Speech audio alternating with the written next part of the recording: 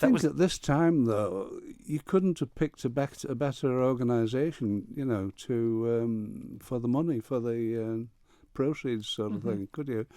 Because they're difficult times, aren't they? Absolutely. Very difficult times, yeah. They are very hard.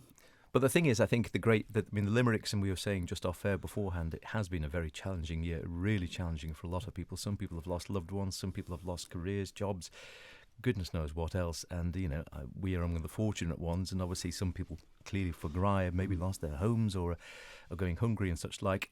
But it's one of these things where, whilst not decrying any of this, that you can always keep on the bright side of things and looking at sort of always, but just try and put a smile on people's face. It makes such a difference. Yeah. Well, I always think of Captain Tom. His motto was, "It'll be a better day tomorrow." Yes. And it often is, isn't it? You can get around these things, can't you? And this is what you've made a career of over the years, because having created these cartoons for the newspapers for a long time, you were taking political situations, serious situations, and sort of making them accessible and also adding elements of humour to them. Well, I think fair game. MHK is a fair game, aren't they? For a cartoon. Absolutely. That we employ them, and if they're not doing the job as they should, they get a cartoon, don't they? I love that. They should absolutely get cartooned. And when did you actually start cartooning? Do you remember when you first really got into it? Yes, I do. I haven't brought the little picture with me, but I had a foreman originally when I was about 16, I think it was. And I used to do cartoons of him. He had rimless specs, a round face and a toothbrush moustache. Perfect, absolutely perfect. Trouble is, he didn't really like the cartoons, and I got into trouble for that. But I get into trouble for a lot of things. So, so was it something that came naturally to you? Did you have to work at it, or did you just find, goodness, I can sort of do these real nice little caricatures? I don't know really. I look at it like a sort of a form of handwriting, really, and it's something that sort of, hopefully improves over the years, and. It's observation of people and things as well. I think that's a lot to do with it. But no, I've always loved it, and it keeps the old grey matter going now, which is, at my age, it's probably a good thing, isn't it? I don't want to end up in an armchair with carpet slippers. Although that's another great cartoon image.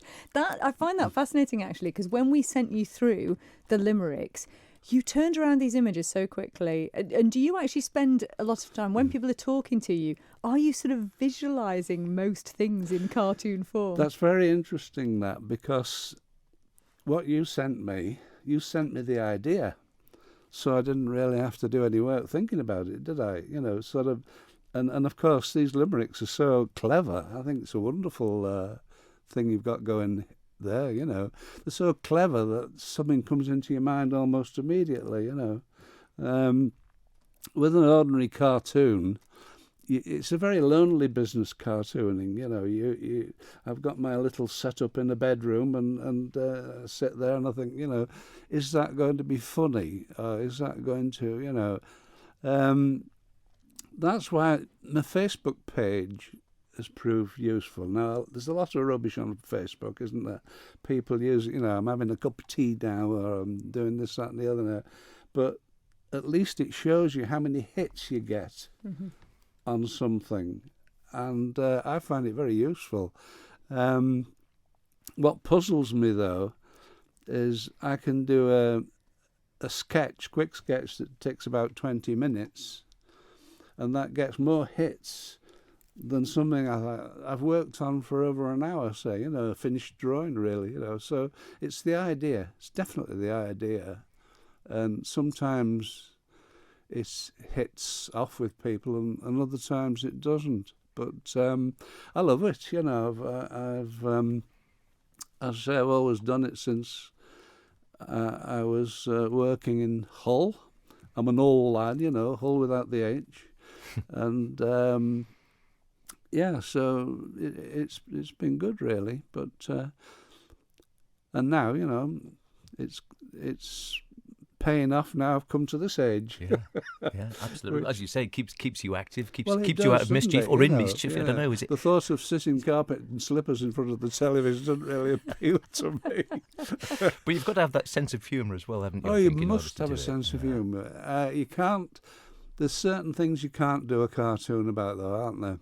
Yeah, I think there's always limits. Certain sensitive things, but most things you can. You know, I mean, this pandemic, I've done quite a few, and I think they've been hopefully tasteful enough. You know, so. Well, we think we've got a Christmas card here, which you very kindly brought Oh, in. it's wonderful. Even my Christmas card is on the. They've all got. They've all got masks on, haven't they? They've all got their masks on, so we've got the elves there with their masks on, standing round. Santa's on the middle with both mask and a face mask on as well.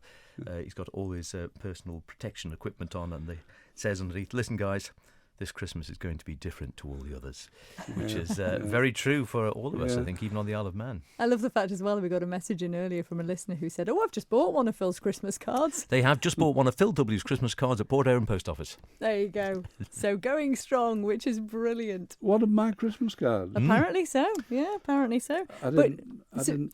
Oh, he hasn't done it, so maybe it's not one of Phil's Christmas cards. It's probably not mine. Oh, right, that's interesting. It sounds like mistaken identity.